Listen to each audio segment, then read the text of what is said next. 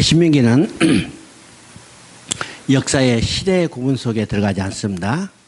역사서는 역사서지만은 역사의 시대의 구분 속에 들어가지 않는 것은 지금 이제 민수기 마지막에 모세도 이제 들어가지 못하죠. 가나안 땅에 들어가지 못하기 때문에 가나안 땅에 들어가지 못한 모세가 가나안 땅에 들어가는 여호수아 갈렙의 인솔로 들어가게 되는 이 세대들에게 마지막으로 행한 세 편의 설교가 신명기예요. 그래서 우리가 신명기 하면 모세의 세 편의 설교다 이렇게 생각하면 그 맞는 말입니다. 맞는 말이죠. 그런데 이제 우리가 신명기 하니까 신명기는 율법을 다시 교육한다는 의미예요. 신자가 다시라는 말이죠. 그럼 이제 다시 교육한다는 말인데 이것은 이제 두 번째 설교에서 중심 내용입니다. 두 번째 설교는 출애굽부터 시작해서 민수기까지 나오는 여러 가지 율법과 규례들을 다시 정리해서 모세가 설교로 다시 가르치고 있기 때문에 이것을 이제 이야기해서 율법을 다시 교육한 데서 명칭이 신명기라고 되어 있습니다. 신명기로 되어 있죠. 그래서 이제 세 편의 설교인데 그러면 첫 번째 설교는 어떤 것인가? 1장부터 4장 43절까지 이어지는 설교입니다. 1장 1절을 보니까 이는 모세가 요단 저편 숲 맞은편에 아라바 광야 곧 바란과 도벨과 라반과 하세롯과 디사합 사이에서 이스라엘 무리에게 선포한 말씀이니라. 호렙산에서 세일산까지 세산을 지나 가데스 바날까지 10하룻길이었다고 그랬죠. 이제는 이제 10하룻길 했는데 40째 해 11째 달 그러니까 10하룻길을 갈 수 있는 이 거리를 몇 년 동안 방황했냐면 40년 동안 방황했다는 의미예요. 40년 동안 방황했다. 바로 이제 이 40년 동안 방황한 그 원인이 무엇일까 하는 것을 설명해 주는 것이 첫 번째 설교입니다. 첫 번째 설교. 그러면 이스라엘 백성이 첫 번째 설교를 모세가 설교를 통해서 이스라엘 백성이 애굽에 나오게 된 근원이 무엇이고 하나님이 그들을 애굽에서 나오게 해서 어떻게 그들을 인도해 주시는가를 자세히 설명해 주는 거예요. 다시 설명해 주는 거예요. 설명해 주고 2장 14절에 보니까 가데스 바네에서 떠나 세렛 시내를 건너기까지 38년 동안이라. 이때에는 그 시대의 모든 군인들이 여호와께서 그들에게 맹세하신 대로 진영 중에 다 멸망하였나니. 그러니까 1세대 애들은 시내산에서 첫 번째 인구 조사할 때 세웠던 60만 3,550명 중에 그 사람들은 여호수아 갈렙을 제하고 다 죽었던 실패의 역사를 해고하는 거죠. 실패의 역사를 해고한 겁니다. 그러면 이 실패의 역사가 왜 일어났을까 하는 것을 히브리서에서는 설명해 주고 있죠. 히브리서는 이것을 해설 형식으로 해주는데 왜 이스라엘 백성이 가나안 땅에 들어가지 못했을까? 그들이 불순종했기 때문이다 그래요. 그럼 불순종의 원인이 무엇인가? 히브리서 3장 19절에는 그들이 믿지 못한 연고라 이야기합니다.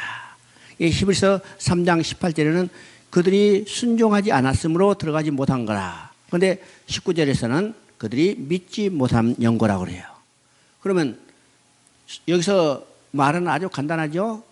순종하지 않았으므로 그들이 믿지 못한 연고라. 그러면 불순종은 곧 불신이라는 말이에요.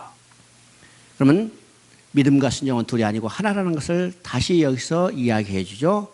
그러면 언제 그런 일이 있었을까?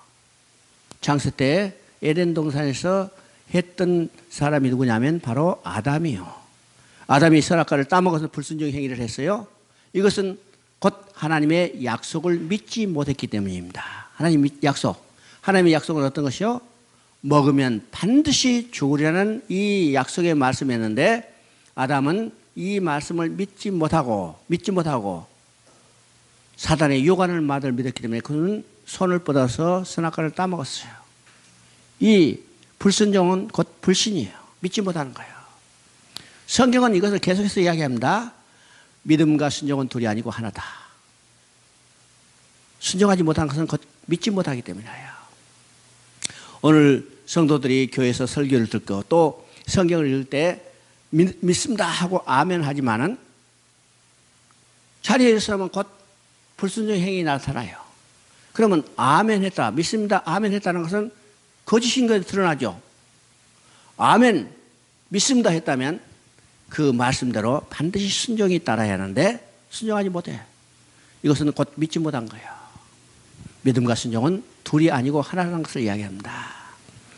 로마서에도 이 믿음과 순종을 하나라고 이야기합니다. 로마서 1장 5절에 바울이 로마서를 쓴 목적 중에 중요한 두 가지가 있는데 그 첫째 가장 중요한 목적은 내가 너에게 신령한 은사를 나눠줘 너희로 하여금 견고케 하려니라. 신령한 은사는 복음이 무엇인가를 그들에게 확실하게 깨닫게 해주는 거예요. 그 목적으로 쓴 것이 바로 로마서입니다. 그래서 복음이 무엇인가를 가장 논리적으로 잘 설명해 주는 것이 로마서죠.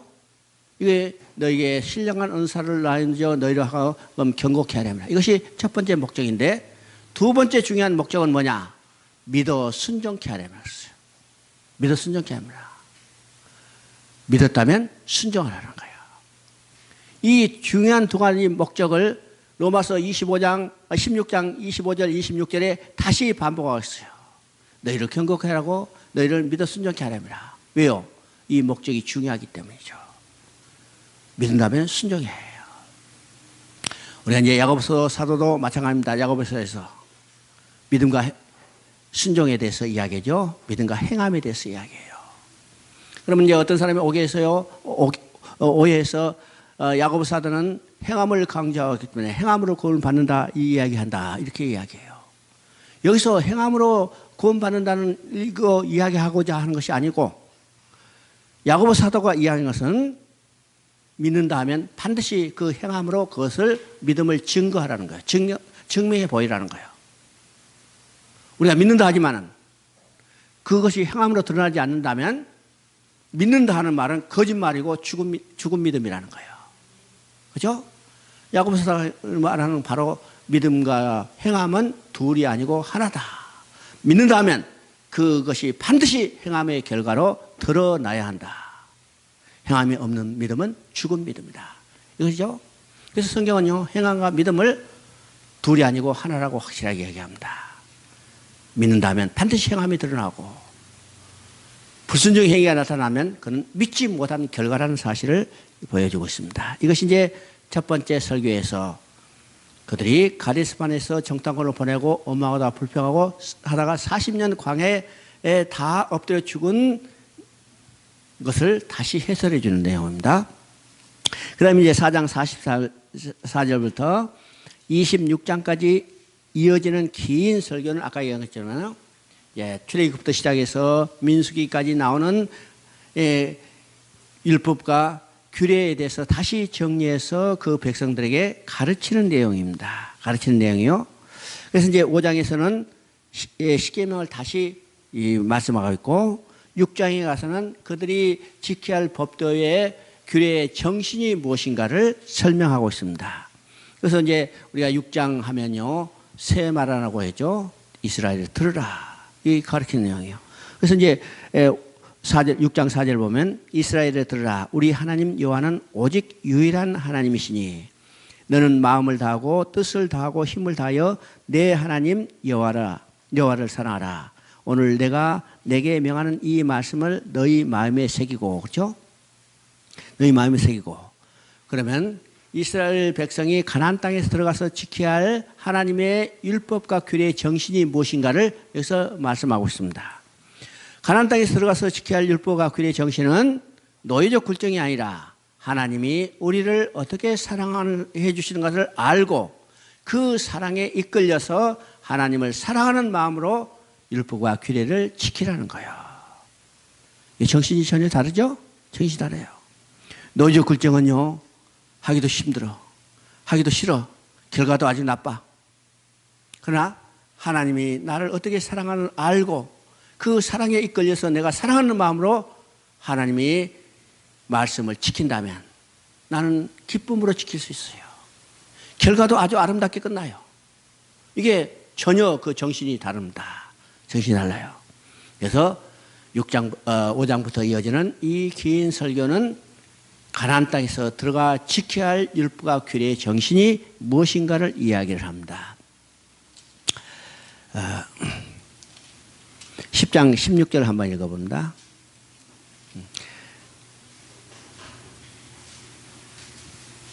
네, 10장 13절을 보면 12절 13절에도 이제 비슷한 내용이 나오죠.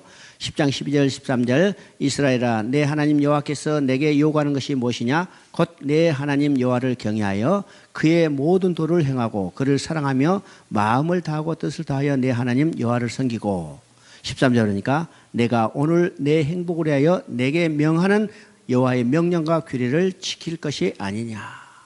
하나님이 우리에게 명령을 주시고 그걸 지키라는 것은 우리의 행복을 위해서라는 거예요.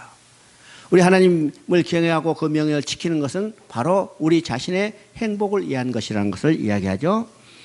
그 다음에 이제 15절 16절을 보면 여호와께서 오직 내 조상들을 기뻐하시고 그들을 사랑하사 그들의 후손인 너희를 만민 중에 택하셨음이 오늘과 같으니라. 하나님은 우리를 택하시고 우리를 부르신 목적은 우리를 사랑하시기 때문이에요. 사랑하시기 때문에. 하나님이 인간을 자기 형상대로 창조한 동기 자체가 하나님의 사랑의 동기에서 창조하셨고 그 목적 자체가 하나님의 사랑이라는 거예요. 그 사랑은 어떤 것이요? 함께 살기 위해서. 함께 사는 거. 여러분 결혼도 마찬가지요. 결혼을 왜 해요? 결혼의 동기가 사랑으로 시작했지만은 결혼의 목적은 함께 사는 거예요. 그게 사랑이에요. 그죠?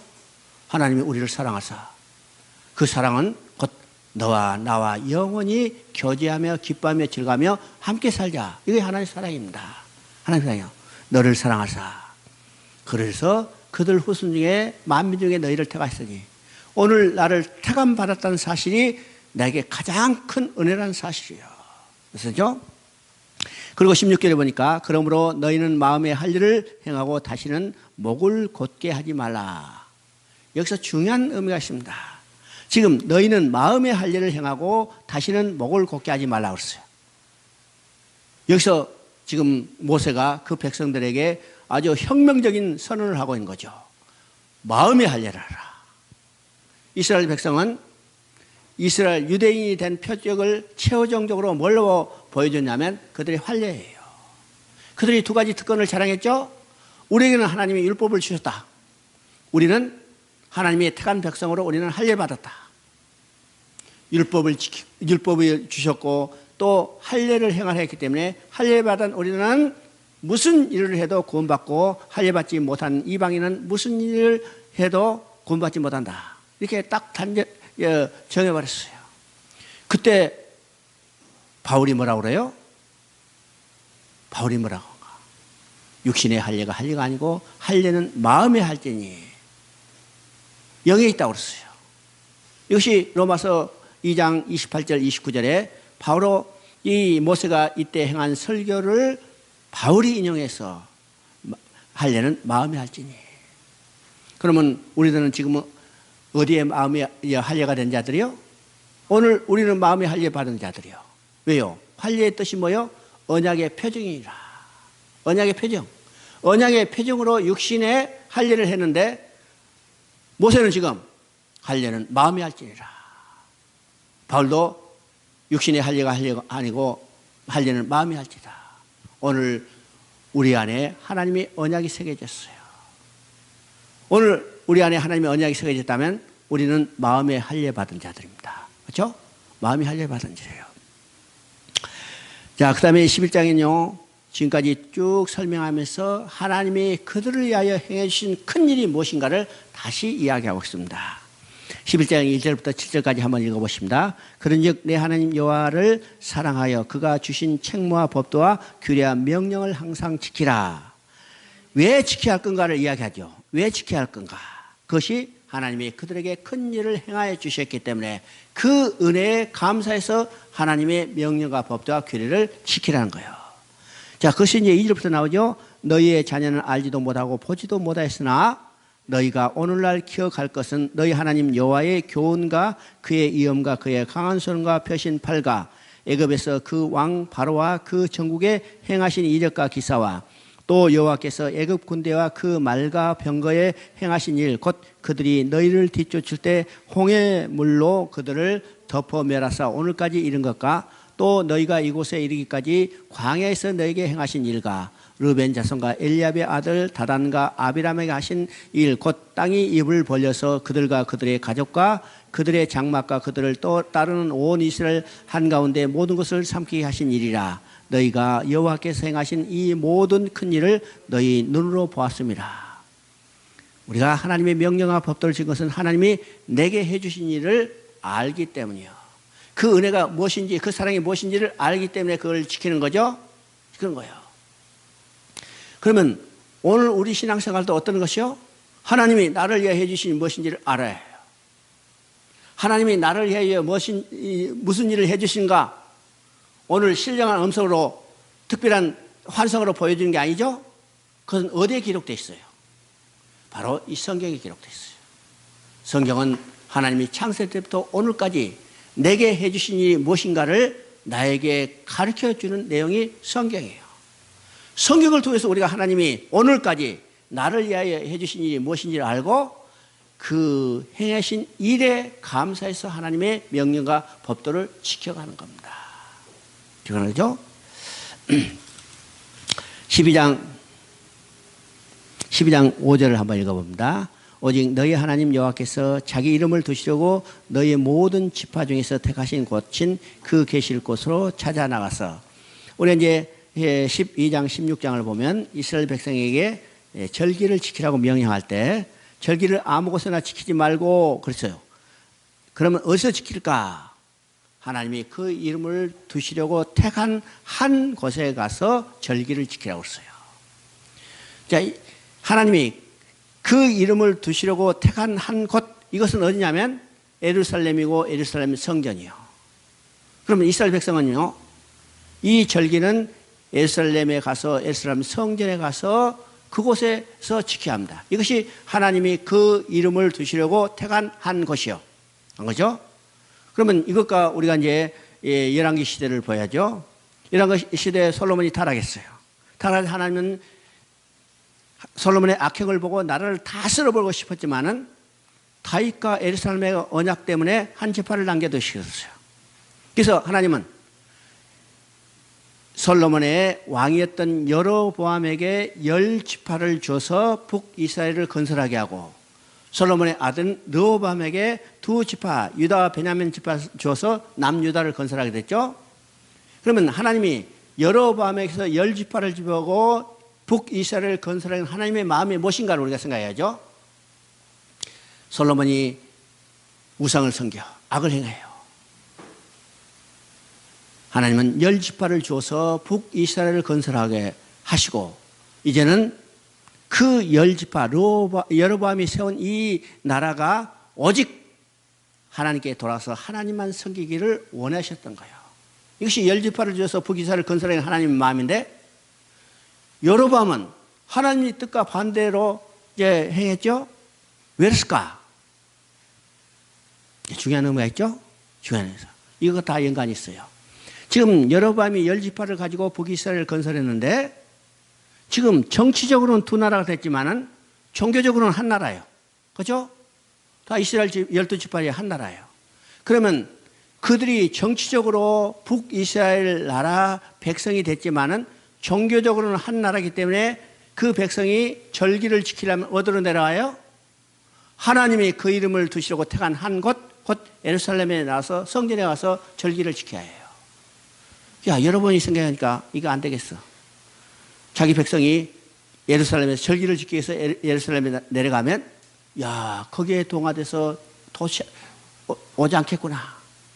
이 정치적인 이기유식을 느끼고 예루살렘에 내려가지 못하도록 베델과 단에 산당을 만들어 놓고 거기에 금송아지 우상을 놓고, 이것이 너희들의 애굽에서 건져낸 너희 하나님이 여기서 섬기라.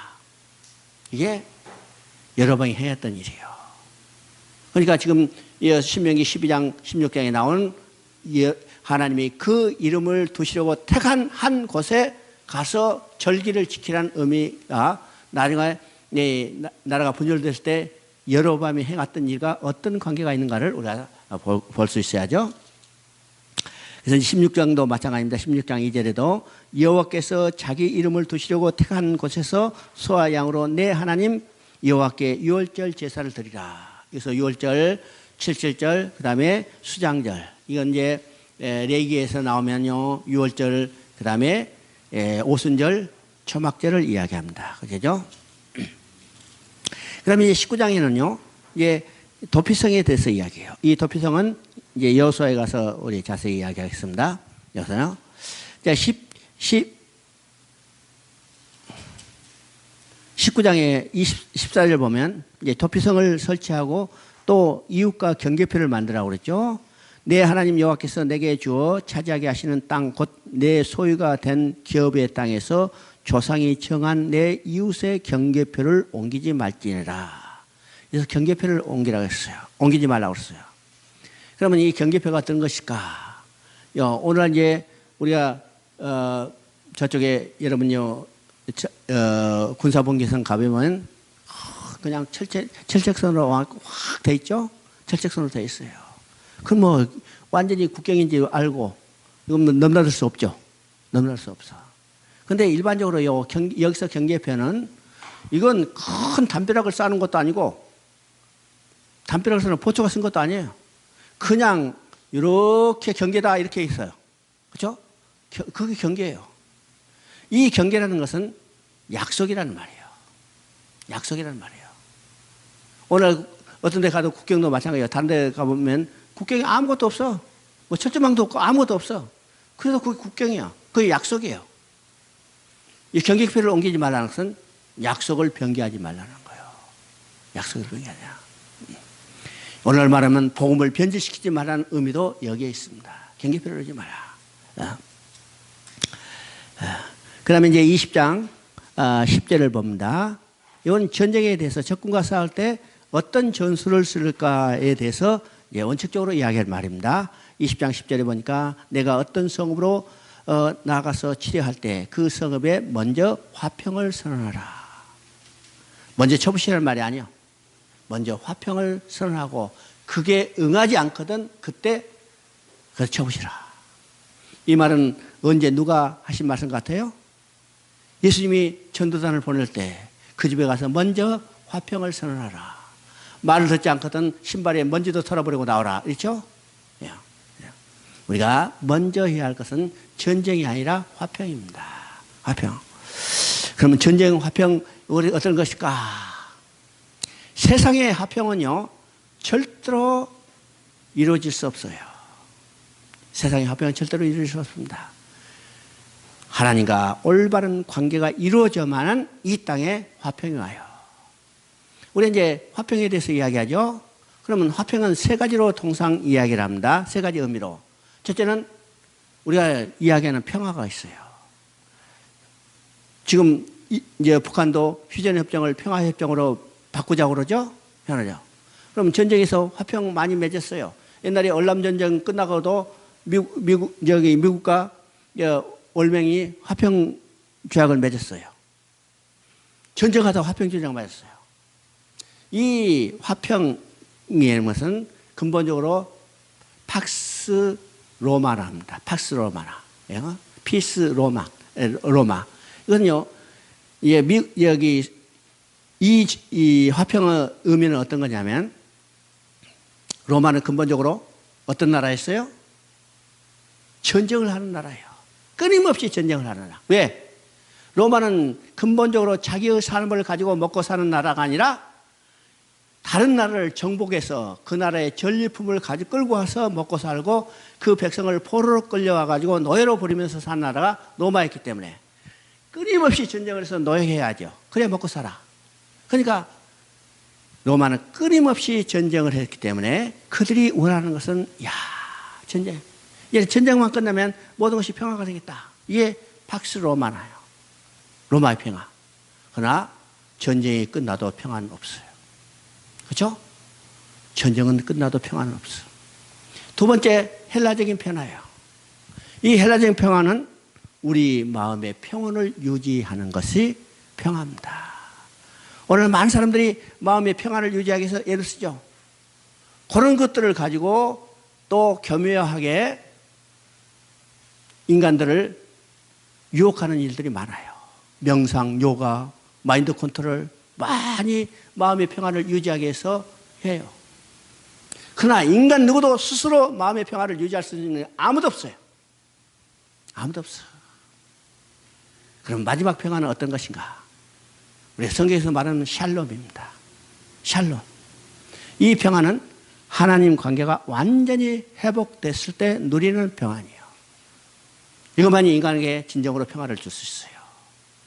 하나님과 관계가 회복되지 않는 어떤 상태도 평안을 유지할 수 없어. 이게 평안입니다. 그래서 먼저 우리가 해야 할 것은 하나님과 관계가 회복되도록 선언해야 해요. 선언해요.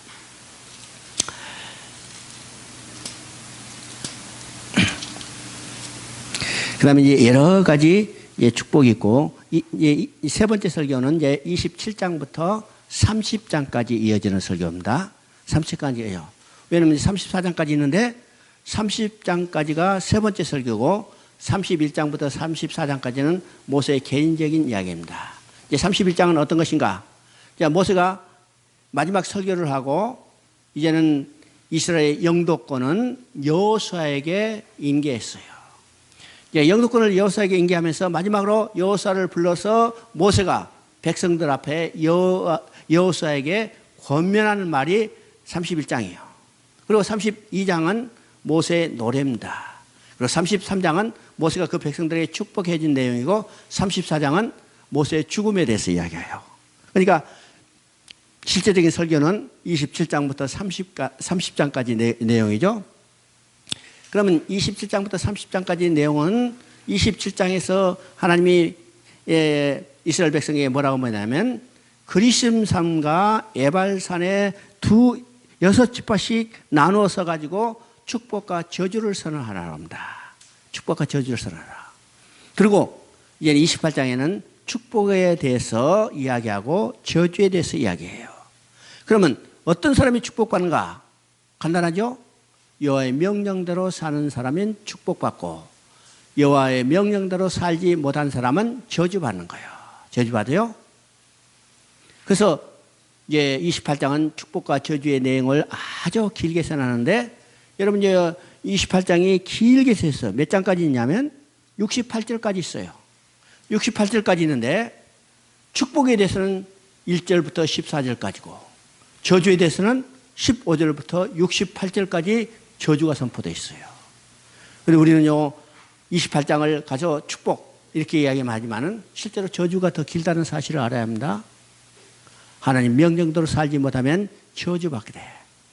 그러면 이 28장은 이스라엘 역사 가운데 중요한 내용이죠. 왜 그럴까? 28장 이후에 나타나는 이스라엘의 역사는 바로 이 신명기 관점에서 기록하고 있어요. 명령대로 살면 그들이 축복받았고 명령대로 살지 못하면 그들이 징계받은 역사가 이 이스라엘 역사예요. 그래서 학자들은 이야기합니다. 이스라엘 역사는 신명기적 역사라고 하죠. 그래서 우리가 어떻게 축복받고 어떻게 저주를 받을까 하는 것은 바로 하나님 말씀대로 하는 명령대로. 그러면 여기서 명령이고 명령을 지키라 하는 의미가 무엇인가를 생각할 때 우리는 그저 율법만 지키라는 그 내용이 아니라 하나님의 언약을 믿으며 살라는 것이 중요한 의미가 있다는 사실이에요. 중요한 의미요. 그러면 그 내용이 이제 29장에 봅니다. 29장 11절 12절을 보면 너희의 유아들과 너희 아내와 및 너희 진중에는 각각 너희를 위하여 나무를 패는 자로부터 물기는 자까지 다 너희 하나님 여호와 앞에 서 있는 것은 내 하나님 여호와의 언약에 참여하며 또 내 하나님 여호와께서 오늘 내게 하시는 맹세에 참여하며, 그죠? 맹세에 참여하며. 그래서 이제 학자들은 이것을 모압 언약이랍니다. 모압 땅에서 이스라엘 백성이 마지막으로 모세가 그들에게 다시 체결한 언약이기 때문에 이건 모압 언약이라고 그래요. 우리가 이제 성경을 볼 때 언약들이 있어요. 우리 창세기 17장도 우리는 이 언약이라고 말씀하고 또 창세기 15장도 은혜의 언약이라고 그래요. 또 창세기 9장에 나오는 노아에게 준 언약도 보존 언약이라고 그러죠. 그 다음에 아브라함에게 주신 언약, 그다음에 모세의 시내산에서 그 백성과 맺은 언약, 그다음에 모세가 모압 땅에서 그 백성에 준 언약, 이걸 모압 언약이라고 그러고, 그다음에 다윗에게 주신 언약, 그리고 예레미야를 통해서 말씀하신 새 언약, 이 언약을 성취해 가는 과정이 바로 성경의 하나님의 일이라고 이제 언약적 신학에서 이야기하기도 합니다. 근데 결국은요, 우리가 이제 하나님의 전체적인 성경의 개념은 하나님이 하나님 나라를 건설하러 가는데 그 근거는 뭐냐면 언약을 주시고, 언약을 어떤 방법으로 성취하냐면 구속사적 관점에서 언약을 성취해 가는 겁니다. 그러니까 언약의 관점이나 하나님 나라의 관점이나 구속사적 관점이나 결국은 하나예요. 하나입니다. 자, 이제 29장 11절 12절에는 모세가 마지막으로 지금 그 백성들에게 세 번째 설계를 하는데 그 핵심은 29장 11절 12절입니다. 지금 모든 백성 얼마나 철저하게 모였냐면 유아로부터, 그렇죠? 유아로부터 또 진중에 있는 객, 또 나그네까지죠. 또 어떤 사람이요, 나무를 베는 자로부터 물기는 자까지 다 모아놓고 모세가 마지막으로 설교하는 겁니다. 그럼 그 설교의 내용은 어떤 것인가? 19절에 12절에 나오죠. 내 하나님 여호와의 언약에 참여하며 또 내 하나님 여호와께서 오늘 내게 맹세하시는 맹세에 참여하며, 그렇죠? 여기서 중요한 단어가 나오죠. 언약과 맹세에 참여하며, 그렇죠? 맹세 참여. 그러면 언약과 맹세라는 단어가 나오면 우리는 어디로 돌아가냐면 창세기로 돌아가 봐요. 창세기에서 언약과 맹세가 나오죠. 그 언약은 어떤 것이요? 아브라함에게 주신 5번의 약속이고, 또 5번의 약속을 주시고 마지막에 하나님은 맹세로 보증해 주시다고 했어요. 그러면 하나님이 아브라함에게 주신 것이 뭐냐면 언약을 주시고 그것을 맹세로 보증해 주시기 때문에 하나님이 아브라함에게 주신 언약과 맹세는 다른 말로 말하면 어떤 것이라고 했어요? 하나님이 아브라함에게 복음을 전하셨다고 했죠. 갈라디아서 3장 8절에 이야기하죠. 하나님이 아브라함에게 복음을 전했어. 그것이 그 복음의 내용이 언약과 맹세예요. 언약과 맹세의 내용이 어떤 것이요? 자손과 땅과 복이 된 약속인데, 이걸 한마디로 말하면 그리스도를 통해서 하나님 앞에 다시 돌아가서 하나님과 함께 살면서 누리는 기쁨과 영광이요. 이게 다른 말하면 복음이요. 복음이기 때문에 하나님께서 아브라함에게 복음을 전했다고 했어요. 그러면 모세가 죽기 전에 마지막으로 그 백성에게 행한 세 번째 설교는 다른 말로 말하면 그 백성들에게 복음을 전하고 있는 겁니다. 복음을 전하고 있어요. 그러니까 이 세대 백성들은 자기 부모들이 신에 살아서 직접 하나님과 맺었던 이 언약에 참여하지 못했어요. 왜요? 그때는 아직 20세가 안 됐거나 또는 이 세대는 광야 행진 가운데 태어난 백성이기 때문에, 그렇죠? 이 백성들에게 하나님이 이제 모세가 죽기 전에 마지막으로 그들의 언약과 맹세에 참여시키고 있습니다. 다른 말하면 복음을 증가하고 그들의 구원에 초청하고 있는 거예요. 이 설교는요, 모세의 마지막 유언적 설교예요. 이 모세는 이 설교를 마치고 이제는 죽게 돼. 그죠? 죽게 돼요. 그러면 오늘 우리도 날마다 유언을 해야 합니다. 유언을 해. 왜요? 우리 언제 갈지 모르잖아요. 언제 갈지 몰라. 오늘 갈지 내일 갈지 아무도 몰라요. 안 모르죠? 그러면 우리는 날마다 유언해야 하는데 우리의 날마다 유언은 어떤 것인가? 어떤 것인가? 가장 중요한 것은 복음을 전하고 구원에 초청하는 거예요. 어떤 사람부터? 가장 가까운 사람부터. 가장 가까운 사람부터. 이것이 구원에 초청하요. 이제 중국에서 이제 이런 이야기하면 중국은 이제 많이 아직 믿지 않은 이제 형제 자매들이 많죠. 어떤 이제 가정에서 혼자 처음 믿는 사람들이 많아요. 그 이야기를 하면요, 완전히 그냥 숙연해지고 눈물 흘리는 사람들이 많이 있어요. 가장 가까운 사람 생각하면. 오늘 이제 북한을 보면 더 그렇죠. 더 생각하면 더. 우리는요, 가장 가까운 사람에게 복음을 전한 것이 우리에게 가장 중요한 일인 것을 우리는 알아야 해요. 그렇죠? 알아야 해요. 이 세상에서 아무리 많이 누리고 살고 한다 하더라도 그 사람이 죽어서 예수 믿지 못하고 죽어서 죽는다면 어디로 가는 거예요? 지옥 가는 거예요. 이 세상은 잠깐이지만, 이 세상에 누리고 사는 것은 잠깐이지만 죽어서 지옥 가고 나는 믿어서 천국 간다면 그는 영원한 세계예요. 영원한 세계. 그러면 언제 구원받을 수 있어요? 죽어서 구원받는 게 아니라 오늘 살아있는 이 순간이요. 천국과 지옥은요, 살아있을 동안에 결정이 돼요. 살아있을 동안에. 내가 살아있는 동안에 예수를 믿는다고 고백하는 순간에 나는 천국의 삶이 보장되는 거고, 믿지 않는다면 지옥 가는 거예요. 죽어서 결정되는 게 아니라 살아있는 순간에 결정돼요. 그렇기 때문에 살아있는 동안에 복음을 전해요. 뭘? 복음을 전하는 것은 내일이 아니고 오늘 이 순간이라는 사실을 우리는 알아야 합니다. 그러면 내가 마지막으로 유언한다면 가장 가까운 사람에게 복음을 전해. 모세가 죽기 전에 그 백성들에게 복음을 전하고 구원에 초청하고 있다는 사실을 우리가 바라봐야 합니다. 31장에 보면 이제 모세가 여호수아에게 권면하는 말이라고 했어요. 그 권면하는 말이 6절부터 8절까지 우리가 이제 잘 아는 내용이죠.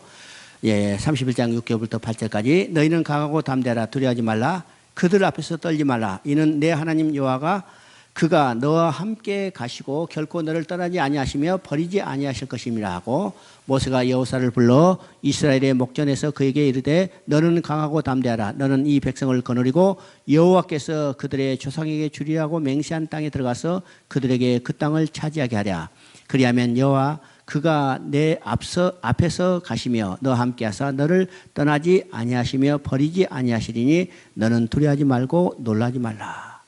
이게 이제 지휘권을 여호수아에게 인계하면서 모세가 여호수아에게 권면하는 말입니다. 너는 강하고 담대하라 두려워하지 말라. 그렇죠? 하나님 여호와가 그가 너와 함께 가시니 이게 중요한 말입니다. 지금까지 하나님은요 모세와 함께 하시던 하나님이요 모세와 함께 가시고 모세를 앞서 행하시던 하나님인데 모세가 죽자 그 하나님은 모세를 따라가시는 하나님이 아니라 모세는 죽어 떠나지만은 하나님은 남으셔서 이제는 누구의 하나님이요? 여호수아 하나님이 되셔서 여호수아와 함께 계시며 여호수아를 위해서 싸워주시는 하나님이라는 거예요. 하나님. 이 하나님이 오늘 누구의 하나님이면 우리 하나님인 것을 우리가 깨닫게 되죠. 그 다음에 32장은 모세의 노래고 33장은 모세가 그 백성들을 축복하는 내용입니다. 그 다음에 34장은 이제 모세가 죽어서 장사되는 모양이죠. 이제 4절부터 8절까지가 모세의 이제 장례에 대해서 이야기해요. 4절에 보니까 여호와께서 그에게 이르시되 이는 내가 아브라함과 이삭과 야곱에게 맹세하여 그의 후손에게 주려 한 땅이라 내가 내 눈으로 보게 하였거니와 너는 그리로 건너가지 못하리라 하시매. 마지막으로 모세에게요 하나님이 약속한 땅은 보여줘요. 보여주지만 들어가지 못하죠. 왜일까? 아까 얘기했어요. 모세는 율법의 대표이기 때문에 가나안 땅 약속의 땅으로 들어가지 못하는 거예요. 누가 가나안 땅에 들어갈까? 여호수아로 예수님이 예표되는 여호수아가 그 땅에 인솔에 들어가요. 자, 로마서는 이것을 어떻게 이야기해요? 율법으로의 연약함으로 할 수 없는 것을 하나님께서 하시나니. 그러면 하나님께서 어떤 방법을 써요? 그 아들을 육신의 모양으로 이 땅에 면서 육신의 그의 죄를 정하사. 그렇죠? 율법으로는 하나님 앞에 나갈 수 없어요. 누구를 통해서 들어가냐면 예수님을 통해서 들어가기 때문에 예수님이 예표되는 여호수아가 그 백성을 이끌고 가나안 땅에 들어가죠. 그래서 5절을 보니까 여호와의 종 모세가 여호와의 말씀대로 모압 땅에 죽어 벳볼 맞은편 모압 땅에 있는 골짜기에 장사되었고 오늘까지 그의 묻힌 곳을 아는 자가 없느니라. 자, 모세의 묻힌 곳을 아는 자가 없어. 만약 모세의 묻힌 곳이 발견됐다면 완전히 유명한 관광지가 됐을 텐데, 그렇죠? 없어요. 참 하나님은 참 놀라우신 하나님이죠. 이런 것이 우상이 되지 않도록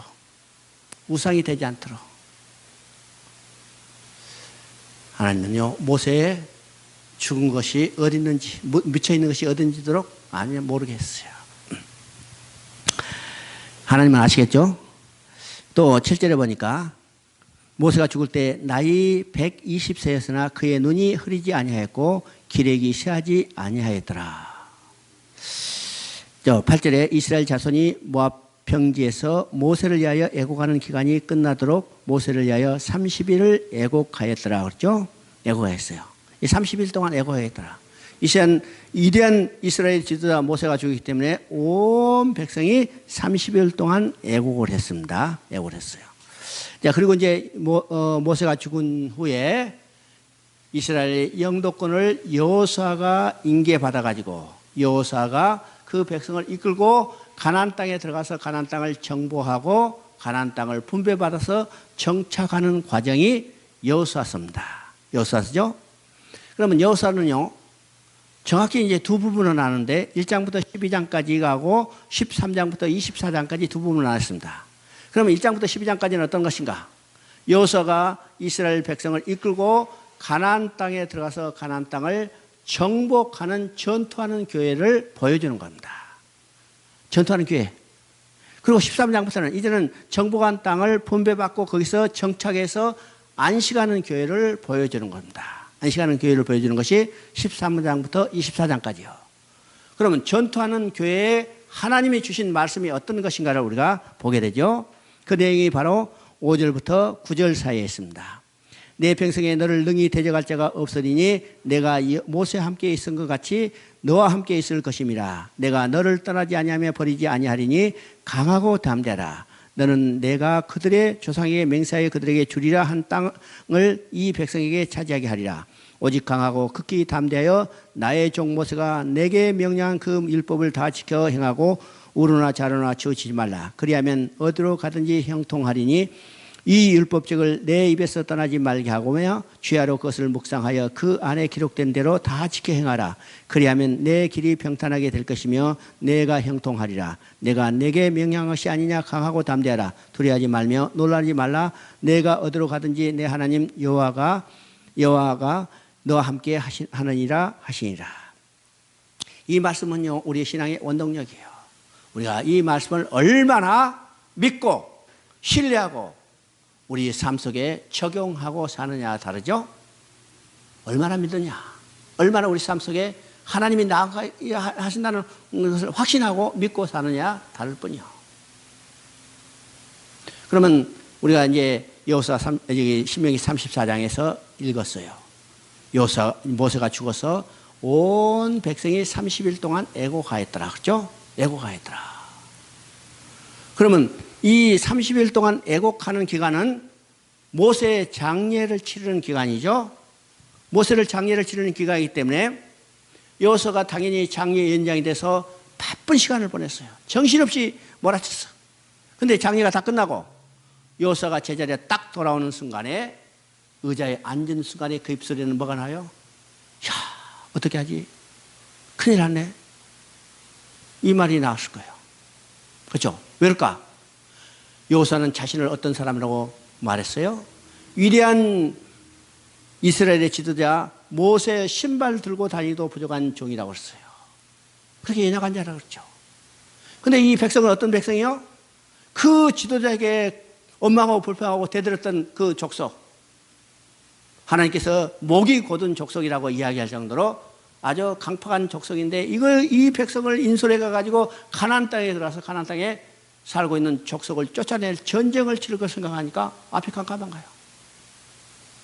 그래서 온몸에 힘이 딱 빠져서 야, 어떻게 하지? 그때 하나님이 여호수아에게 찾아오셔서 하신 말씀이 바로 여호수아 2장이에요. 지금 읽었던 여호수아 1장입니다. 우리가 신명기 31장에서 모세가 여호수아에게 영도권을 인계하면서 권면했던 말이 있죠? 그 말이 이 말과 비슷한데요. 여호수아, 하나님께서 나와 함께 계시면 내 앞서 가시겠는가? 이제는 그 하나님은 너와 함께 계시며 너 앞서 가시니까 너는 강하고 담대하라. 하나님이 절대로 너를 버리지 않고 떠나지 않으라. 이 말을 들었던 여호수아는 그 마음에 담대해서 아멘 했는데 장례식을 치는 동안에 치르고 나서 생각해 보니까 심신이 그냥 완전히 힘이 빠졌어. 그때 하나님이 친히 여호수아에게 찾아오셔서 말씀해 주는 것이 여호수아 1장 5절부터 6절까지요. 그죠? 하나님 친히 말씀하시는 이 말씀을 듣고 여호수아가 이제는 용기 백배에서 일어섰어요. 그리고 이제 2장에서 여리고에 정탐꾼을 보내는 거죠. 정탐꾼을 보내요. 그러면 왜 여리고에 정탐꾼을 보낼까 하는 것에 대해서 이제 학자들의 의견이 많은데, 많은 사람들이 지금은요, 가데스 바네아에서 가나안 땅에 정탐꾼을 보냈던 그 실패에 쓴 역사를 여호수아는 알고 있어요. 알고 있죠? 근데 왜 여리고성에 정탐꾼을 보냈을까? 그 쓴 역사를 기억하면요, 정탐꾼을 보내지 않아도 되네요. 여호수아는 이미 그것을 다 알고 있어요. 근데 정탐꾼을 보냈어요. 왜 여리고성을 정탐꾼을 보낼까? 이것은 구원의 역사를 보여주기 위해서요. 이방인 기생나합도 하나님은 구원해 주시겠어. 그러니까 여리고성을 정탐꾼을 보내는 이유를 딱 보면요, 오직 하나요. 거기에 있는 기생나합을 구원하는 것에는 아무것도 없어. 그렇죠? 기생나합은 누구를 영접했어요? 여호수아가 보낸 정탐꾼을 영접했어요. 이 정탐꾼을 영접했다는 것은 하나님의 구원 계획을 이루어 가시는 군사예요. 그 군사를 영접했다는 것은 바로 그리스도의 군사를 영접하고 하나님의 구원 계획을 믿고 있었다는 사실을 우리가 보게 되는 거죠. 그렇죠? 그래서 히브리서 11장 3절은 말합니다. 믿음으로 기생나합은 정탐꾼을 평안히 영접하였으니, 여기서 믿음으로 기생나합은 정탐꾼을 편히 영접하였으니, 그러면 여기서 믿는 믿음은 어떤 것인가? 이 정탐꾼은 하나님의 구원 계획을 성취해가는 그리스도의 군사고, 바로 그리스도의 군사를 믿었다는 것은 기생나합은 그리스도를 믿었다는 거예요. 그래서 나합도 구원받은 거죠? 구원받아요. 자, 정탐꾼이요, 기생나합을 여기 고백을 통해서 우리가 확인해 볼 수 있죠. 2장 11절 보니까 우리가 듣자 곧 그 마음이 녹았고 너희로 말미암아 사람의 정신을 일어나니 너희의 하나님 여호와는 위로는 하늘에서도 아래로는 땅에서도 하나님이시라. 하나님의 전지전능하신 그 오직 한 분 하나님인 것을 믿었죠. 그리고 이제 18절에 봅니다. 18절, 우리가 이 땅에 들어올 때 우리를 달아내린 창문에 이 붉은 줄을 메고 내 부모와 내 형제와 내 아버지의 가족을 다 내 집에 모으라. 누구든지 내 집과 문을 나가서 거리로 나가면 그의 피가 그의 머리로 돌아갈 것이요 우리는 허물이 없으리라. 그러나 누구든지 너와 함께 있는 자에게 손을 대면 그의 피는 우리의 머리로 돌아오려니와. 그렇죠? 이것은 이제 기생나합이 정탐꾼이 돌아갈 때 내가 너희들을 숨겨줬으니까 너희가 이 땅에 들어오면 우리 가족을 살려달라고 그랬어요. 그때 이 정탐꾼들이 뭐라고 약속했어요? 너희가 붉은 줄을 창에 메고 너희 가족은 한 사람도 밖에 나오지 마라. 밖에 나오면 내가 그 생명에 대해서 책임이 없다고 그랬어요. 붉은 줄을 메고, 그럼 붉은 줄은 뭐예요? 바로 예수 그리스도의 피요. 이것은 창세기 때 계속해서 계시됐던 거죠. 창세기 때 가죽 옷으로 예표됐던 것이, 그 다음에 아브라함이 드렸던 수양으로 예표됐던 것이, 또 많은 제사를 통해서 죽었던 짐승의 피가 이제는 이 붉은 줄로 예표되는 거예요. 이 붉은 줄을 통해서 붉은 줄을 메고 그 집안에 있으라. 한 사람도 밖에 나오지 마라 그렇죠.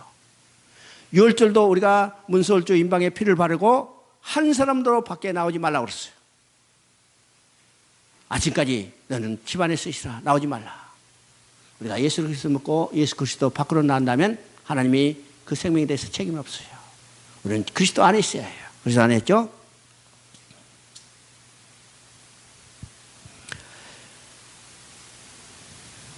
이제 3장에 보면요. 이제는 요단강을 도하는 내용이 나옵니다. 요단강을 도하는데, 요단강은 어떻게 도하였냐면, 물이 넘치고 흐르는데, 언약궤를 맨 백성, 여기 제사장들이 흐르는 물 가운데 들어섰어요. 들어섰죠? 들어서자 물이 멈추고 백성이 그를 건너갔어요. 그러면 여기서 우리가 믿음의 전진을 보게 됩니다. 홍해를 건널 때는 어떻게 했어요? 홍해가 갈라진 후에 그 백성이 건넜어요. 그런데 요단강을 건널 때는 물이 흐르고 있는데 언약궤를 맨 제사장들이 앞서 들어갔어요. 앞서 들어갔어. 그래서 여기서 믿음의 전진을 보죠. 믿음을요. 이제는 흐르고 있지만은 언약궤 하나님이 우리 함께 계시고 우리를 앞서 가시니까 우리는 반드시 건널 수 있다는 이 확신 가운데 흐르는 물 가운데 건너갔어요. 그러자 물이 멈추고 이스라엘 백성이 건너간 것을 보겠죠. 4장에 보니까 이제 이 요단강을 건넌 후에 길갈이라는 곳에 처음으로 진지를 쳤어요. 4장 19절을 보니까 첫째 달 10일에 백성이 요단에서 올라와 여리고 동쪽 경계 길갈에 진침해. 자, 이 길갈을 교두보로 해서 이제는 이스라엘 백성이 가나안 땅으로 진격에 들어가야 합니다. 이게 교두보예요. 교두보.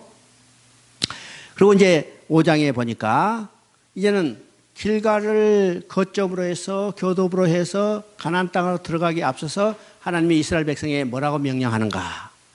5장 2절을 보니까 할례를 하라고 그래요. 부싯돌로 칼을 만들어 이스라엘 자손에게 다시 할례를 행하라 하시매. 그렇죠? 그리고 10절에 보니까 또 이스라엘 자손들이 길갈에 진쳤고 그달 14일 저녁에는 여리고 평지에서 유월절을 지켰음이. 그렇죠? 그러면 우리가 여호수아의 진행을 봅니다. 1장에서 지금 침체되어 있는 여호수아에게 하나님이 찾아서 내가 너와 함께하리니 강하고 담대하라. 내가 너 앞서가리니 늘 절대로 떠나지 아니고 버리지 않는다고 이렇게 용기를 주셨어요.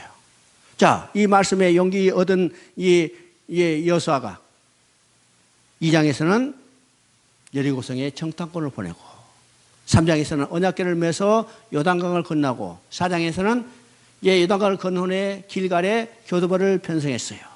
이는 교두보를 편성하니까 그걸 거점으로 해서 진격에 들어가면 되는데 하나님께서는 5장에서 진격에 앞서서 할례를 행하라. 그리고 유월절을 지키라고 했어요. 그러면 6장에 보면 지금 이제 여리고성을 점령해 가는 내용이 나오죠. 그러면 여리고성은 가나안 땅의 진격에 들어가는 그 관문에서 가장 강력한 성이에요. 가장 강력한 성. 이 성을 점령하지 못한다면 가나안 땅 안으로 한 발짝도 들어갈 수 없어요. 그러면 가나안 땅으로 들어가기에 앞서서 이 성을 반드시 점령해야 하는데 하나님은요, 이 성을 점령하기 위해서 공성 장비를 준비하라 하지 않았어요. 공성 훈련을 하라 하지 않았어요. 그렇죠? 당연히 우리가 생각할 때는요, 아주 강력한 성을 점령하려면 공성 장비를 준비해야 해요. 그렇죠? 사다리도 준비하고 밧줄도 준비하고 불의 화살도 준비하고 여러 가지 공성 장비를 준비하고 그것을 쓸 수 있는 공성 훈련을 해야 하는 게 마땅한 것 같은데 하나님은 그렇게 명령하지 않고 할례를 행하라. 유월절을 지키라고 했어요. 그러면 왜 하나님은 이 강력한 성을 점령하기 위한 준비를 하려 하지 않고 할례를 행하고 유월절을 지키게 했을까? 여러 곳을 점령하는 것은 인간적 군사적 수단에 의해서 점령되는 것이 아니라는 거예요. 인간적 군사적 수단에 의해서 점령이 아니라 하나님의 약속의 근거에서 또 하나님의 은혜의 근거에서 그 땅을 들어가게 된다는 것을 보여주기 위해서요. 할례는 뭐예요? 언약의 표정이요. 언약의 표정. 그러면 이 언약은 언제 주셨어요? 아브라함이 주신 언약. 아브라함에게 주신 언약을 주시고 그 언약의 표정으로 너희가 할례를 하라. 언약이요. 또 유월절을 지키라고 했어요. 유월절의 근거가 뭐예요? 애굽에서 노예로 있던 이스라엘 백성을 노예로부터 해방시켜서 하나님의 약속의 땅 가나안 땅에 들어가는 근거가 바로 유월절이에요. 유월절. 다른 말하면 하나님의 은혜가 무엇인가를 알게 다시 그들을 되새기게 해주는 것이 유월절을 지키라는 거예요. 그러면 가나안 땅에 들어가고 여리고성을 점령하는 것은 인간적 군사적 수단에 의해서가 아니라 하나님의 약속과 하나님의 은혜에 의해서 들어가게 되는 것을 5장에서 이야기합니다. 그렇죠? 6장에는요, 이제는 여리고성을 점령해 가는 내용이에요. 6장 16절을 보니까 7번째 제사장들이 나팔을 불 때 여호수아가 백성에게 이르되 외치라 여호와께서 너에게 이 성을 주셨느니라. 그렇죠? 이 성을 주셨느니라 이 말 속에 이 성경 구절에 여러분요 연필을 하나 써서요. 그러면 어떻게 쓸 건가?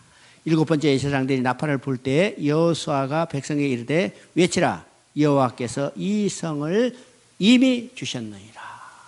이미 주셨느니라. 이 말을 주면요. 이 말을 써놓으면 이 문맥이 아주 더 확실해지죠. 너희에게 이 성을 이미 주셨느니라. 언제? 그렇죠? 이미가 언제요? 아브라함에게 약속하셨을 때. 언제? 그 백성을 애굽에서 건져냈을 때. 이미 하나님은 이 땅, 이 성, 여리고성을 하나님께서 이미 주셨어요. 그때 주셨어요. 그때 주신 땅을 이스라엘 백성이 지금 400년이 지난 이 시간에 들어가는 거예요. 들어가는 거예요. 이미 주었어. 이미 주셨나이다. 그러면 하나님은요, 여리고성을 점령할 때 13번 돌고 마지막에 소리치라 그랬죠? 그러면 우리는 이 방법에 현혹돼서는 안 돼요. 야, 13번 돌고 소리치면 무너지겠다. 1300번 돌고 13,000번 돌아도 안 무너져요. 아무리 크게 소리 질러도 안 무너져요. 돌아나도 안 무너져요. 그러면 이것은 뭘 의미한가? 이건 이런 인간적으로 이해할 수 없는 하나님의 말씀을 믿고 순종할 때 이루어진다는 것을 보여주게 한 겁니다. 그러니까 방법에 우리가 현혹돼서는 안 되죠. 그들이 여리고성을 점령하는 것은 오직 하나님의 약속과 은혜에 근거한다는 사실을 우리가 확신해야 해요. 확신해야 해요. 이것이 16절에 7번째 제사장들이 나팔을 불 때 여호수아가 백성에게 이르되 외치라 여호와께서 너에게 이 성을 이미 주셨느니라. 이 말이 우리가 강조해서 이야기죠. 이미 주셨느니라. 그것을 확신시키기 위해서 5장에 가서 할례를 행하고 유월절을 지키라고 명령하고 있습니다. 명령하고 있죠. 그런데 이제 여호수아를 여리고성을 7장에서 점령했어요. 그런데 7장, 8장에 가면 어떤 일이 벌어졌어요? 아이성을 점령해 갈 때 형편없이 지금 쫓겨가는 것을 보게 되죠. 가장 강력한 성 여리고성을 점령했는데 아이성은요 조그만 성이에요. 아이성. 그래서 그들이 어떻게 했어요? 교만한 마음이 생겼을 뿐만 아니라 또 결정적으로 어떤 일이 벌어졌냐면 이스라엘 백성 가운데 어떤 일이 벌어졌어요? 어떤 일이? 죄를 범한 일이 생겼죠. 누가? 아간이 도둑질하는 일이 벌어졌어요. 여리고성을 점령하는 것은요, 하나님의 약속의 땅이니까 누구만 들어갈 수 있어요? 거룩한 자, 청결한 자만이 들어갈 수 있는데 여리고성을 점령하고 나서 아이성을 점령할 때 그들 마음속에 죄를 범하는 거예요. 죄를 범해. 아이성은 조그만 게 얼마든지 점령할 수 있어. 근데 죄 때문에 그게 들어가지 못한 거예요. 죄 때문에 쫓겨나는 거죠? 쫓겨나죠. 자, 20절에 7장 20절을 봅니다.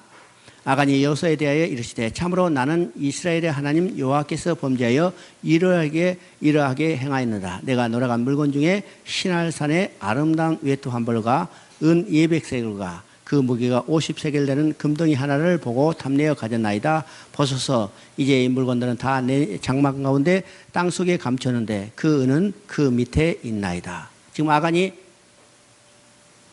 욕심이 생겨서 도둑질했죠. 이 도둑질하는 것은요, 이 도둑질하는 것은 곧 하나님의 것을 도둑질했어요. 그러니까 가나안 땅에서 제일 먼저 점령하는 것은 여리고성이었기 때문에 하나님 뭐라고 써요? 처음 태어난 것, 첫 것은 다 하나님 것이요. 물론 다 여기 가나안 땅이 하나님 것이지만은 그 중에 처음으로 점령한 성이 여리고성이기 때문에 여리고성의 모든 것은 누구의 것이요? 하나님의 것이요. 근데 아간은 그 여리고성에 있는 물건을 훔쳤어요. 도둑질했어요. 이거는 누구 것을 훔쳤어요? 하나님 것을 훔쳤어요. 정결하지 못한 일이죠.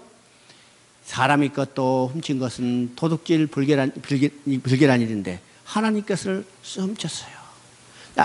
이 여기 아이성을 점령하지 못한 것은 바로 이 사건 때문에 그럽니다.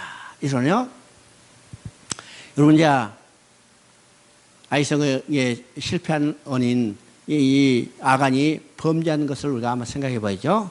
범죄한 것을 생각해 봐요. 이것이 어떤 일인가 생각해 봐요. 어떤 일인가. 이거는 사단이 교회를 부패하려게 하는 일과 마찬가지입니다. 사단이 교회를 부패하게 하려니. 언제 그런 일이 있는가를 우리 생각해 봐죠. 사도행전 5장에, 그렇죠? 사도행전 5장에 아나니아 삽비라를 통해서 거룩한 교회를 부패케 하려고요. 그 교회는 어떤 것이요? 온 교회가 한 마음으로 서로 자기 것으로 주장할 것이 없이 통용하고 아름다운 교회가 성립되자마자 어떻게 했어요? 사단은 아나니아 삽비라를 통해서 그 교회를 부패케 시키라고 했죠. 바로 이 사건이 어떤 사건과 마찬가지요? 지금 아간의 사건과 마찬가지요. 지금 이스라엘 백성이 가나안 땅에 들어가서 가나안 땅에 하나님 나라 곧 하나님의 교회를 설립하는데 제일 먼저 나타난 것이 어떤 사건인가? 아간이 그 물건을 도둑질하는 교회를 부패케 하는 사건이 생겼어요. 오늘 우리도 생각해 봅니다. 반드시 우리가 교회를 여기 하나님의 일을 하고 교회를 세워갈 때 그 속에 뭐가 역사한다는 것을 깨달을 수 있어요. 사단이 역사해서 교회를 반드시 부패하게 하려고 세척하고 있다는 것을 우리는 알아야 해요. 그러면 영적인 분별력을 가져야죠. 그것에 대해서 우리가 경계해야 해요. 그것을 분별해내지 못하고 경계하지 못하면 교회는 그날부터 완전히 사단이 좋아하는 곳으로 변질되고 말아요. 이제 9장에 보면요, 이제는 그 주위에 살고 있는 기브온 족속이 여호사를 속이고 화친하게 됩니다. 화친하게 되죠. 그 뒤로 10장에 가면요, 이제는요, 기브온 족속이 여호사와 화친하자 다른 족속의 왕들이 지금 기브온을 치러 옵니다. 왜 우리가 배반하고 여호사에게 화친하냐? 그렇죠? 화친하게 여기 이 기브온 족속을 치러 할 때 누가 친히 막아주셨어요? 하나님이 친히 막아주셨어요. 왜 그럴까? 이제는요, 기브온 족속이 옛날에 우상을 섬기고 하나님을 떠났던 백성이라도 이제는 여호수아하고 화친하고 하나님의 백성으로 들어왔어요. 하나님은 그 백성을 지켜줘야 해요. 지켜줘야 해요. 이게 놀라운 일이죠. 우리가 10장 13절을 보니까 10장 13절을 보니까 태양이 머물고 달이 멈추기를 백성이 그 대적에 온수를 갖기까지 하였느니라. 야살의 책에 태양이 중천에 머물러서 거의 종일 속히 내려가지 아니하였다고 기록되지 아니하니까. 이건 놀라운 일이죠. 기브온 족속을 치러 온 대적들을 하나님이 친히 하나님의 놀라운 기적과 이사를 통해서 섬멸시켜 주는 거죠. 이게 하나님이 자기 백성을 보호하시 끝까지 지키시는 하나님의 것을 우리가 깨닫게 됩니다. 그래요. 그 다음에 이제 12장까지는 이제 정복했던 나라들을 쭉 이야기하는데 이 나라를 왜 구체적으로 하나도 빠짐없이 다 기록하고 있을까? 그렇죠? 그냥 여호수아가 여기 저문양한 왕들은 31명의 왕이었더라. 이 한마디도 되는데 다 기록하고 있어요. 있기에 지루할 만큼 계속 기록하고 있어요. 그렇죠? 이건 하나님이 대적을 일일이 어떻게 처리해 주는가를 하나하나 우리에게 확신시켜 주게 했어요. 확신시켜 주죠? 그리고 이제 24절에 보니까 하나는 다르사 왕이라 모두 31왕이었더라. 참 많은 왕과 전쟁을 했어요. 이 말은 어떤 말이요? 우리가 이 땅에서 지금 영적 전쟁을 할 때 우리가 싸워야 할 적은 적지 않다는 거예요. 31왕이었더라. 그죠? 우리는 날마다 싸워야 합니다. 우리가 싸울 적은요, 31왕이 아니라 310명의 왕이에요. 날마다 싸워요. 그 310명의 적들과 싸워야 할 것은 우리는 날마다 경계하지 않으면 언제 어디서 터질지 모르죠. 그죠? 경계해요. 참으로 우리를 공격하는 세력은 우리가 상상하기보다 더 훨씬 교묘하고 더 많은 수단과 방법을 동원해서 우리를 공격하는데 우리가 깨어있지 못한다면 넘어질 수밖에 없죠. 넘어서요. 여호수아가 싸웠던 왕들은 31명 왕이라. 몇 년 동안 7년의 전쟁에서 31명의 왕이에요. 7년의 전쟁에서 31명의 왕이면 오늘 우리는 어떤 거요? 우리의 삶 속에는 더 많은 왕들, 적들과 싸워야 한다는 것을 우리에게 보여주고 있습니다. 이제 13장부터는 이제 분배하는 거죠. 분배하는 거예요. 그래서 13장 12절 13절을 한번 읽어보십니다. 14장 12절 13절 14장 그날에 여호와께서 말씀하신 이 산지를 지금 내게 주소서. 당신도 그날에 들었을 거냐. 그곳에는 아낙 사람이 있고 그 성읍들은 크고 견고할지라도 여호와께서 나와 함께 하시면 내가 여호와께서 말씀하신 대로 그들을 쫓아내리이다 하니 여호수아가 여분의 아들 갈렙을 위하여 축복하고 헤브론을 그에게 주어 기업을 삼게 하였더라. 그러면 13장부터 이제 기업을 분배하는, 이제 땅을 분배하는 내용인데 이 분배가 쉽지 않았어요. 왜일까?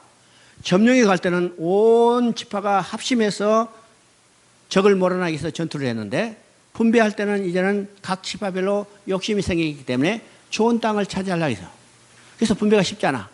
그때 유다 지파 족장 갈렙이 그날에 여호와께서 말씀하신 이 산지를 내게 주소서. 이 산지를 내게 주시라고. 우리는 산지를 피해야 할 것 같은데 여호수아는 이 산지를 내게 주세요. 그까지 누가 살고 있어요? 거민이 장대한 거민이 살고 있어요. 산지를 허물해. 근데 그 땅을 여호수아는 내게 주소서. 내가 그 땅을 영원히 주리라. 당신도 들었다시피 그날에 하나님께서 이 땅을 내게 주시기로 약속했어요. 그렇죠? 하나님이 내게 주시라. 그럼 그거예요. 민수기 12장에 보이는 것이에요. 여호수아의 갈렙이는 내가 청탁한 그 땅을 내게 주리라. 그날 당신도 들었다냐. 하나님이 이 땅을 내게 주시라고 약속했어요. 그럼 그 땅이 어떤 땅이요? 헤브론 땅. 헤브론 땅을 하나님께서 갈렙에게 주시라고 했습니다. 그럼 헤브론 땅은 어떤 땅을 했어요? 창세기 23장에서 아브라함이 그 땅을 소유로 사서 확정한 땅이에요. 이 땅을 지금 여자의 부순이 태어날 유다과 족장 갈렙이 분배받고 있습니다. 그럼 사무엘하 2장을 보면 다윗이 어디서 왕위에 등극하냐면 헤브론에서 등극하는 거고, 이 헤브론 땅이 어떻게 약속의 땅으로 계승되어오는 것을 우리에게 보여주죠. 그럼 17장을 봅니다. 17장 10장은요 에브라임과 므낫세 지파가 땅을 분배받는 내용인데 14절 한번 읽어보십니다. 요셉 자손이 여호수아에게 말하되 이르되 여호와께서 지금까지 내게 복을 주심으로 내가 큰 민족이 되었거늘 당신이 나의 기업을 위하여 한 제비 한 분기시름으로만 내게 주심을 어찌함이나이까. 땅 조금 줬다고 지금 불평하는 거예요. 더 많이 주세요 그런 거예요. 더 많이 주세요. 더 많이 주셨죠? 그러니까 지금 이제 여기 여호수아가 야, 이 땅 뭐 크기만 하지 아무 쓸모없는데 다른 땅 더 좋은 거 주세요 이렇게 이야기하니까 여호수아가 그러게 요셉 지파에게 뭐라고 써요? 18절 보니까 그 산지가 내 것이 되리니 비록 살림이라도 내가 개척하라. 그까지 내 것이 되리라. 가나안 족속이 비록 철병거를 가졌고 강할지라도 내가 능히 그를 쫓아내리라 하셨더라. 지금 눈에 보이는 거 그거 가지고 불평하지 말고 다른 거 달라 하지 말고 있는 그거 너에게 주신 거 그것을 네가 친히 개척하라는 거예요. 개척하라. 우리 깊이 생각해야 합니다. 깊이 생각해요. 우리는 내게 주신 거 그것을 하나님의 뜻대로 잘 관리하고 생각하지 않고 계속 새로운 거 달라고 그래요. 새로운. 하나님 그때 뭐라 말씀합니까? 내게 준 내가 정말로 내가 기뻐하시는 대로 제대로 관리하라. 이렇게 말씀하세요. 말씀하시죠? 그 산지도 내 것이 되리니 비록 살림이라도 내가 개척하라. 그까지 내 것이 되리라. 내 것이 되라. 끝까지 내 것이 되라. 오늘은 이 말씀을 붙들고 내게 주신 거 이것을 감사함으로 그것을 하나님이 기뻐하시는 것으로 만들. 이 시간을 본다. 이 시간은요, 이제 도피성에 관한 이야기입니다. 이 시간 이끌어 한번 해봅니다. 그 산자는 해림 앞에서 서서 재판을 하기까지 또는 그 당시 대제사장이 죽기까지 그 성읍에 들어가다가 그 후에 그 살인자는 그 성읍 곧 자기가 도망하여 나온 자기 성읍 자기 집으로 돌아갈지니라 하라 하시니. 도피성은요 여러 군데서 이야기해요. 신명기에서도 있고 민수기에서도 이야기하고 계속 도피성에서 이야기합니다.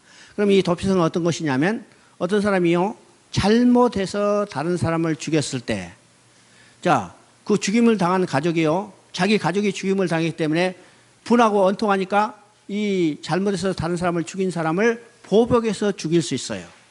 그러면 2차로 억울한 죽임이 생길 수 있죠. 그렇기 때문에 하나님은 그것을 지켜주기 위해서 도피성을 설치하게 하고 이 부지 중에 다른 사람을 죽인 사람이 도피성에 도착하면 안전하게 지켜주는 보호장치가 바로 도피성입니다. 그러면 도피성은 전부 몇 개 설치하면 요단 동편에 3개, 요단 서편에 3개, 그래서 전부 6개 설치했는데 왜 6개 설치했는가? 도피성이 뭐냐면요 다 도망을 들어가고 중간에 붙잡힐 수 있죠.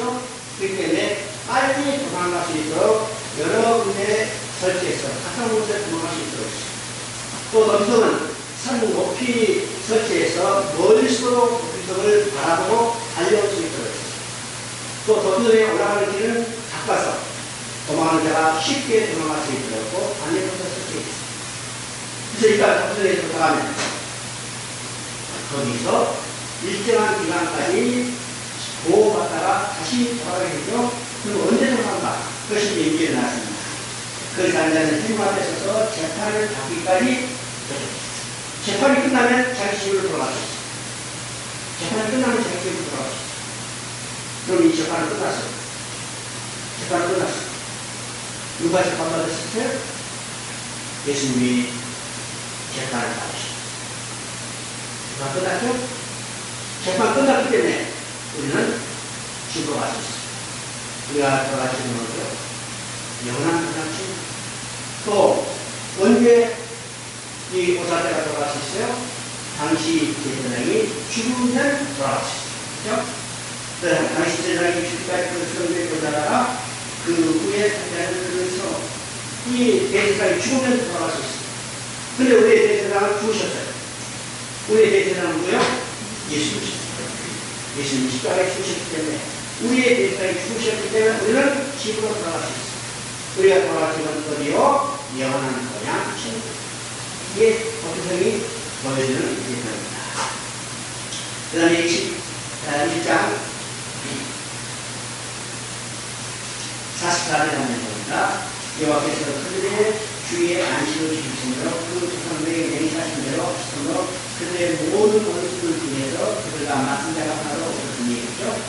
그래서 이제 분배를 다 하고 정착한 후에 하나님께서 그들에게 안식을 주셨다고 했습니다. 그럼 여기서 안식의 의미는 뭔가? 하나님이 이스라엘 백성을 애굽의 노예로부터 입방시켜서 가나안 땅에 들어가는 것은 하나님이 안식에 주실 것에 대한 예표로 보여주신 겁니다. 하나님 우리 목표는 뭐예요? 안식의 회복이 있어요. 창세기 2장에서 안식하시다고 했죠? 근데 저기 떠나서 안식이 깨지자 하나님은 그 백성을 돌아오게는 안식을 회복하는 일을 이루셨어요. 그 이루실 그것이 죄를 시켜서 가나안 땅에 들어가서 가나안 땅을 분배하고 정착하는 과정을 통해서 이 안식에 대한 예표로 보여주셨죠. 그래서 그 땅에 안식을 주셨다. 근데 이 안식은 영원히 왔어요? 영원히 왔습니다. 여호수아가 죽자 사사기에 들어서면 혼란이 반복되는 것을 보여줍니다. 그러니 예표로 보여주기 때문에 하나님의 안식을 안심하시고 하는 거죠. 그래서 여기서 3장 4장에는 이것에 대해서 설명합니다. 여호수아가 너에게 안식을 주셨다면 다른 안식을 말씀하지 않았습니다. 근데 여호수아가 안식을 주지 못했기 때문에 하나님은 다른 안식을 말씀하시는데 그 다른 안식은 어떤 것이다? 예수 그리스도를 통해서 그날 남은 안식을 주시다. 근데 이것은 예대로 보여주는 안식에 불과하고 진정한 안식은 누구를 통해서 이루어지냐면 예수 그리스도를 통해서 우리에게 안식을 주실 것을 보여주는 겁니다. 22장 23장을 나옵니다. 23장 3절 너희 하나님 여호와께서 너희를 위하여 이 모든 것을 하신 일을 너희가 다 보았느냐. 너희 하나님 여호와는 너희를 위하여 싸우시니라. 자, 10절로 보면 너희가 하나님의 신명을 펼쳐주니라. 이는 너희가 하나님 여호와가 너희를 위해 말씀하신 같이 너희를 위하여 싸우시니라. 이는 영어시다면 여호수아의 유언입니다. 여호수아들에게 가나안 땅에 들어가서 가나안 땅을 점령하고 분배한 후에 정착한 후에 이제는 그도 나이 많아서 늙어 죽게 되자 백성들에게 유언한 내용이 여호수아 23장. 이 내용은요, 지금까지는 여호수아가 계시며 여호수아를 위하여 싸워주셨던 하나님인데 여호수아가 죽자 여호수아를 따라하신 하나님이 아니라 그 하나님은 남아있어서 너희들 내 백성의 하나님이다. 그 백성의 하나님뿐만 아니라 백성을 위하여 싸워주시는 하나님이라는 거죠. 그리고 그 하나님은 오늘 누구의 하나님이요? 나의 하나님. 나의 하나님, 나를 위하여 싸워주시는 하나님. 그런 이 사실을 알아요. 그러면 하나님이 싸우시는 그 전쟁은 어떤 것이다? 세상의 전쟁은 죽이는 전쟁이지만 하나님이 싸워주시는 전쟁은 살리는 전쟁. 누굴 살려? 죄와 흙으로 죽었던 영혼들을 살리시는 하나님. 그 전쟁에 우리를 군사로 불러주시고 우리를 사용하시는 전쟁을 치르시기 때문에 우리가 사는 곳에 어떤 일이 벌어져요? 죄와 흙으로 죽었던 영혼들이 살아나는 역사가 일어납니다. 이 하나님의 전쟁입니다. 24장 25절에 나옵니다. 24장 25절 그날에 여호수아가 세계의 백성과 더불어 언약을 그들을 위하여 율리아를 지정합니다. 이건 언약을 다시 갱신하는 내용이죠. 왜 성경을 보면 하나님이 아브라함에게 약속을 주시고 모세를 통해서 언약을 갱신해주고 다시 여호수아를 통해서 언약을 갱신해줍니다.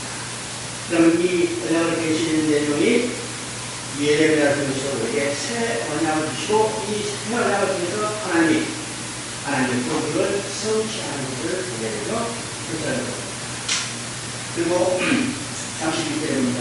이스라엘의 여호수아가 사는 동안 여호수아에게 생겨난 강물을 여호와께서 이스라엘에 위하여 행하신 모든 일을 아는 자들이 사는 동안 강물을 성했다. 사는 동안 여호와를 성했다. 그리고 이 말은 여호와이 어떤 것이요?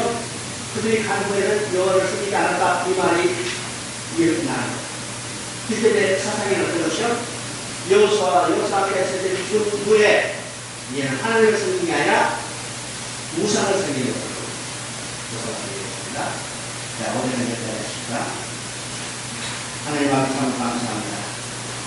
오늘도 성경을 통해서 하나님이 우리를 위하여 주신 이 무엇인가를 깨닫게 하시는 데 감사합니다.